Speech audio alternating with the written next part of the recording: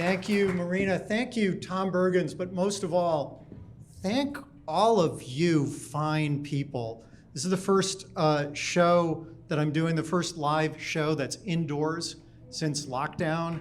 And I have fucking missed this so much. So thank you all for being here. Hey, Karen. This story is called The Only Truth is Music. But before I start, if you could just indulge me, I would love for you guys to give me a great rock and roll count in. So that basically goes 1, 2, and then you guys go 1, 2, 3, 4. So if you could do that, I'm not a musician. I really want this. So here we go. 1, 2. 1, 2, 3, 4. Fuck, that was good.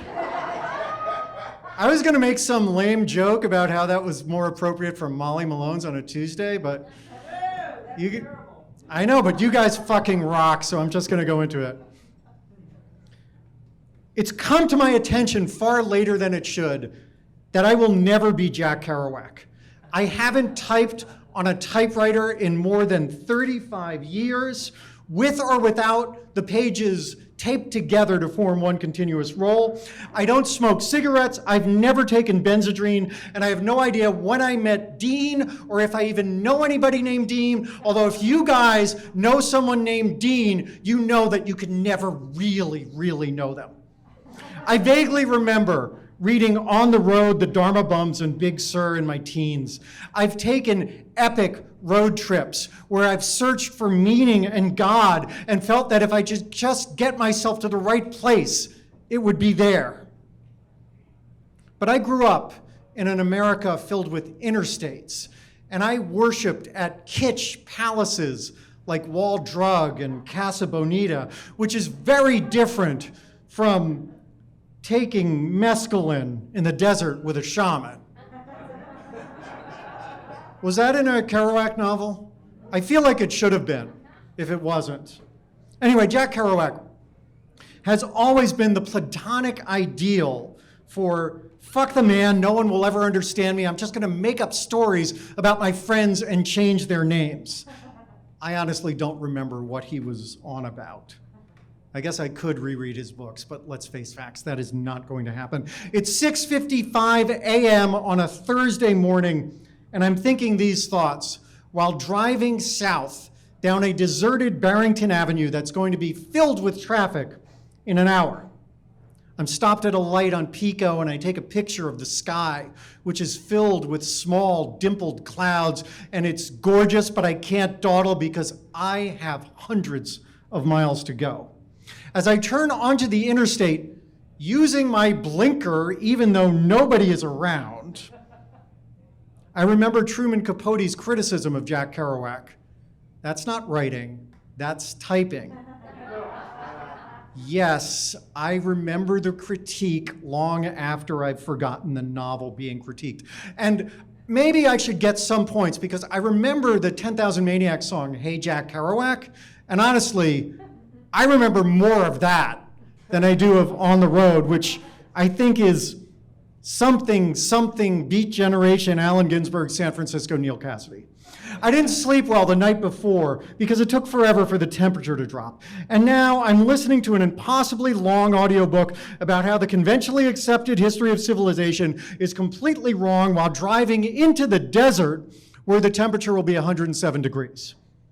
Here's why I'm here. Folk punk singer-songwriter Frank Turner is doing a tour where he's playing all 50 states in 50 days.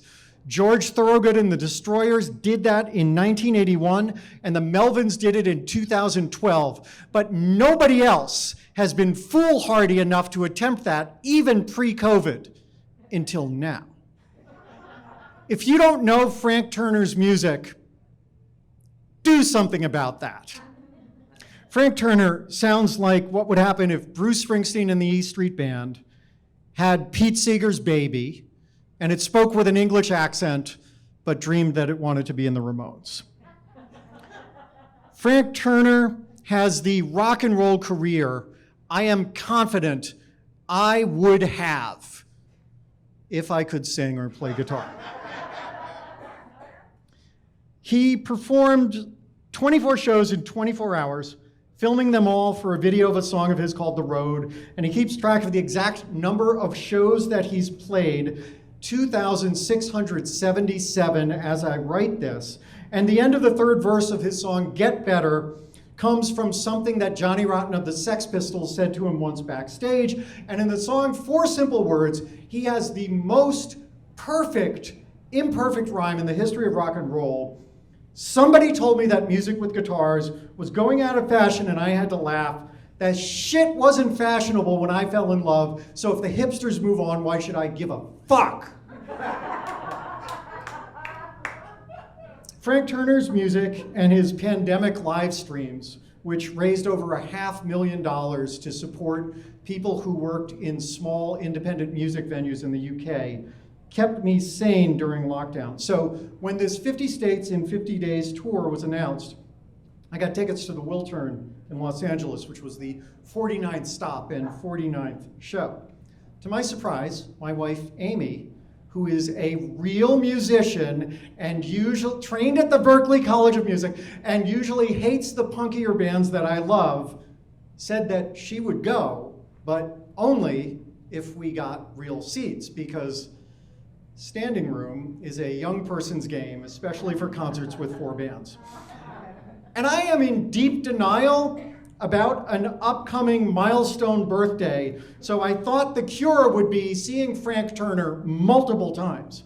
And as the tour started, I started looking at other states and other venues I could go to, but the 3 United States that I have not yet been to, all of the flights were too expensive. And sure, I could have gone to Alaska and seen him at Chilkoot Charlie's, where it turned out there were only 25 people there, and that's Anchorage's version of a redneck bar, and I would have gone, but the flights there were over $900.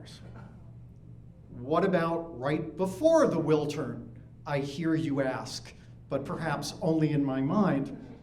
How about Vegas, the night before? Well, we've discussed this before, and you know that I do not like Vegas. Plus, he's playing at the House of Blues, which I believe is the English version of place where the sound sucks in some forgotten language. But the night before Vegas, 2 nights before the Wiltern at the Van Buren in Phoenix, yeah, I could do that. Google says the venue is 387 miles from my house, 6 hours with no traffic, a Kerouacian distance. Sure, gas is horribly expensive, but just across the border in Arizona, it's $1.40 cheaper. And I know that from GasBuddy.com, which I'm confident Jack Kerouac never used, in part because he was always hitchhiking, but also because that was decades before Al Gore invented the internet. A few weeks ago, I thought to myself, this is ridiculous. I have too much to do. I don't have the time to go to Phoenix, but I can't shake the idea. And I tell Amy what I'm thinking that she's gonna tell me this is a stupid idea, but instead, she encourages me. And she says, I'm not going to Phoenix, but I think you should. And I hesitate because I am not 25 anymore. Thank you for not laughing immediately at that. Driving 6 hours, standing for 4, and driving 6 hours home just seems excessive. But luckily, Phoenix has a lot of cheap hotels, some of which are not listed on Yelp as being former crack houses. After weeks pondering my options, I spring into action, but when I go onto the website to buy my ticket, something is very weird. They're having a 2-for-1 flash sale, and they're waiving the fees on the second ticket. I can get 2 tickets for the exact same price as getting 1 ticket, so I buy 2 tickets, because I'm an American.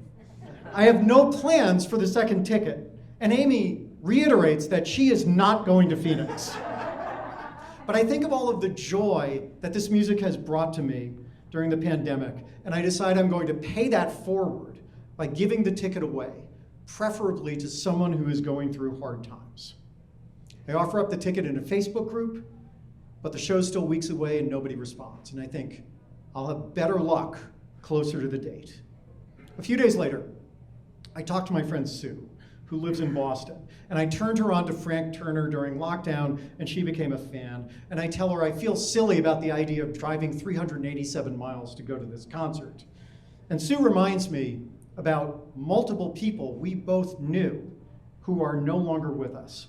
And she says, sometimes we should do things because other people aren't here to do them anymore. And this particularly resonates with me because Long Live the Queen, which is one of my favorite Frank Turner songs, makes that exact same point, albeit in 4/4 time. Sue and I have known each other since college, and we have been to so many shows together that we each have memories of multiple concerts that we swear the other person was at, and the other person says, no, I was just never there. And listen, if you don't have a friend like Sue, get one. I asked Sue if she saw Frank Turner in Boston or Providence. She says she wanted to, but she couldn't find anyone to go with. I mentioned the spare ticket, and she tells me about a friend of hers who lives in Phoenix who might be interested, but then she remembers he's out of town that weekend. I want to ask her to go, but that seems silly and impractical and probably prohibitively expensive. And there's a long pause.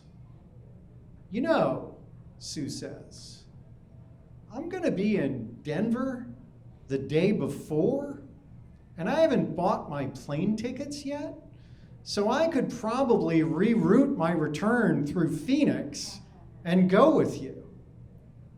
Now, we both know that flights to Phoenix are usually prohibitively expensive, so it probably won't happen, but we both agree it would be fun if it did. The next day, Sue calls me and tells me she's in. Not only that, but she has enough hotel points she can redeem at her favorite Phoenix hotel, and we can both stay there. And it seems incredibly grown up to me that anyone would have a favorite Phoenix hotel, but I keep that to myself. I pass into Arizona and fill up my tank. I'm making great time, and the speed limit here is 75. I'm still listening to that long audiobook, but I have lost the thread. Yeah, the Enlightenment view of primitive cultures is racist as fuck and designed to minimize sophisticated societies built by people of color without help from white men. Thank you very much. Something with footnotes and examples from archaeology, and I switch it off. Long drives are meditative and relaxing, but after 4 hours, I'm antsy and I just want to be there. I'm too far from any cities to hear anything on the radio except God talk, and I am in no mood for God talk. But I have a Frank Turner CD and a car that's old enough to have a CD player, and I pop it in. And the third song on the CD is called The Next Storm, and it's filled with imagery about rain and destruction and hope and rebuilding. And as soon as the next storm starts, thick drops splatter my windshield, and I drive through a desert thunderstorm for the next hour, and the rain ends exactly at the end of the CD. And the Beats used to fucking dream of something that magical. I get to the hotel first, take a quick shower, and nap for 20 minutes. Sue and I have a wonderful, relaxing dinner, and we find a safe street 3 blocks away from the venue where we park for free. I had read online that parking in the area is impossible, but perhaps the word impossible means something different in Phoenix. We watch a beautiful sunset from the top of a parking garage and use a free app on our phone to track planes flying overhead, and the app tells us the departure city and the type of aircraft that is flying, and again, the Beats used to fucking dream of that magic. Finally, we go inside, and Sue buys a water with the brand name Liquid Death, which comes in a tall boy can that looks like a beer and has heavy metal lettering on the side. We miss the young pop punk band who are going to be superstars in another year or so, and we miss most of the eardrum splittingly loud punk band that comes after them, but we catch all of the goth punk banjo player's set. And all of his songs are about death and necrophilia, but he giggles a lot, which makes them oddly charming. We plant ourselves in a great spot 20 feet from the stage just before Frank Turner comes on. The show is miraculous. Songs of love and hope and joy and loss and healing. And about 10 minutes in, Frank gives a speech about the importance of creating communities and taking care of each other. And the crowd is filled with couples, families with kids, teens, aging punks, and this guy in his 70s with gray dreadlocks, all dancing to punk songs, folk songs, propulsive rock anthems, and more. The music just reaches deep into my soul and parks itself there. Sure, jumping up and down is harder than it was when I was 25, but I still do it. I mean, I'll be sitting in the car for 7 hours the next day anyway. Coming out of the venue, I overhear someone say, "I'd forgotten that Frank Turner shows are the happiest places on earth." Yeah, me and my 1,800 new friends share this incredible secret that the world needs to know about.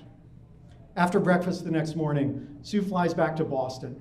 I head west and spot the ghost of Jack Kerouac on an on-ramp, but he and I are going in different directions, so I keep going. I nod and immediately get stuck in traffic. I sweat more than I thought humanly possible on the trip home.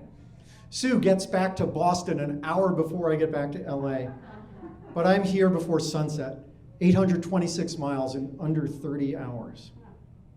Back in LA, I see online that someone is giving away his tickets for the Wiltern show because he can't afford the gas to drive down from Fresno.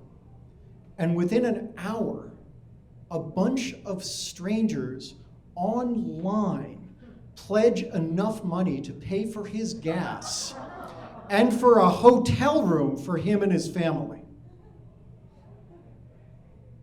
24 hours later, Amy and I are in the balcony at the Wiltern. And it's further away than I was in Phoenix, but honestly, it feels good to sit. Sue asked in Phoenix if I thought that there were going to be any celebrity cameos at the Wiltern show. And it's the last full band show of the tour before an acoustic duo show in Hawaii for State 50. So that seems possible because it's Los Angeles and there's a lot of celebrities. But luckily, there are no celebrity cameos. Well, not exactly. At one point, Frank brings Terrence up on stage. Terrence is the guy who drove the tour bus filled with band and crew more than 15,000 miles in 7 weeks. And Frank says the band got Terrence a present, COVID safe, a brand new harmonica. And he wants Terrence to do a harmonica solo in the next song. And he says, there's no way you can fuck this up. It's in the right key. And all you have to do is let the spirit of Jimi Hendrix embody you, and you'll play the harmonica like a champ. And the song starts, and it's an old, obscure song about how some days nothing in life is more important than gathering your friends and drinking beer in a park.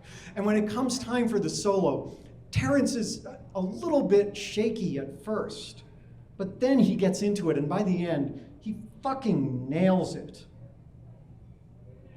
And I'd bet good money that no other band has ever brought him up on stage for a solo.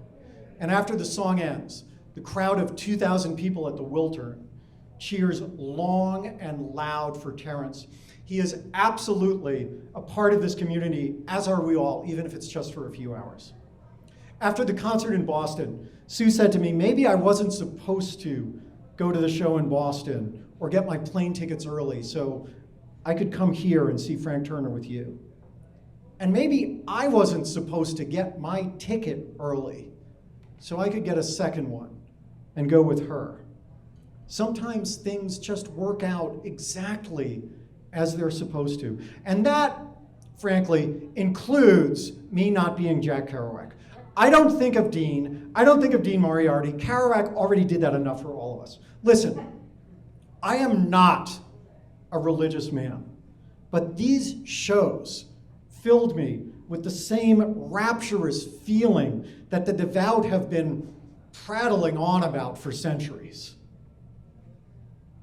Or maybe I am religious, only my church is a musical one.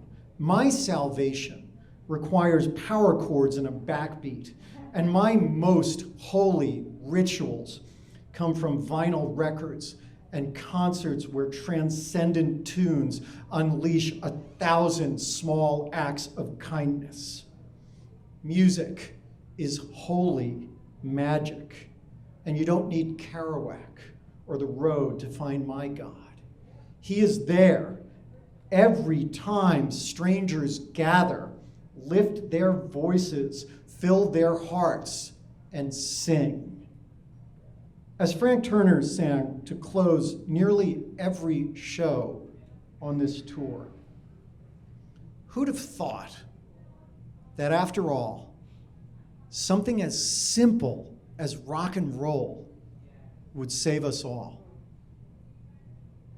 Me, actually. I did. I always knew. Thank you.